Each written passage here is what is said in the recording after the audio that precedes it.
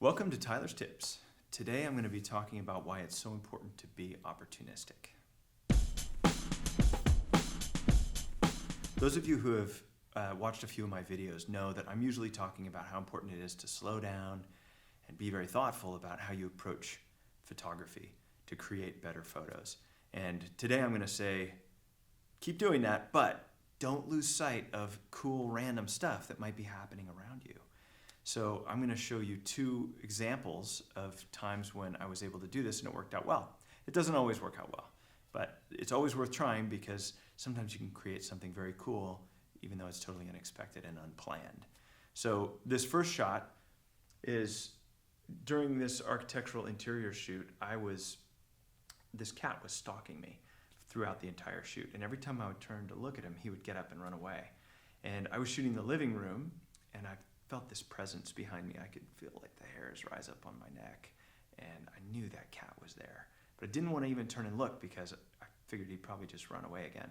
So I took the camera off the tripod, I adjusted my settings, got the focus about where I thought it needed to be, and I turned around and I snapped that shot really quickly. And I took 2 frames. The second frame, he was already standing up and walking away. And so, I had seen that before. I was on an architectural shoot, so I had a good sense of what that staircase looked like and how I wanted to compose it. And there we have it. This image is super popular. People love this image. And I think it might have something to do with the fact that cats in the internet, there's some kind of weird magic there. I don't know. But anyways, it worked.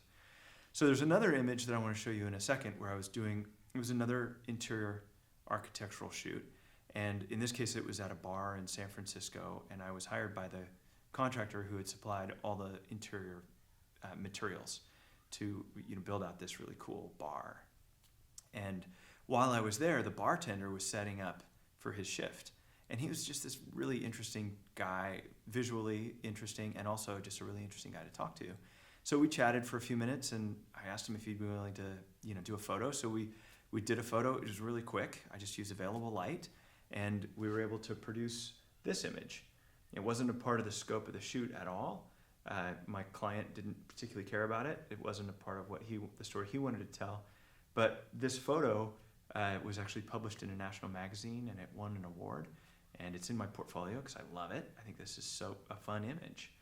And had I not taken that moment and been able to see it, first of all, see the opportunity, but then also made the choice to, all right, you know what, we're going to stop this shoot for 10 or 15 minutes so that I can grab something that might be really cool with this bartender that has nothing to do with our shoot.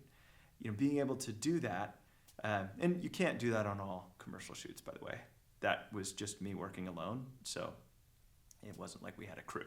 If I'd had a crew, probably wouldn't have been able to do that. But it's always worth trying to see these opportunities and take advantage of them if you can. So when you're out there next time shooting, try to be really open-minded and be aware of what's going on around you, just in case something even cooler than what you were planning to shoot presents itself. So I hope that was useful. If you have other ideas or things that you'd like to hear me talk about, please leave a comment below or shoot me a quick email, and I'll try to work it into a future episode. Thank you for your time, and I look forward to the next one.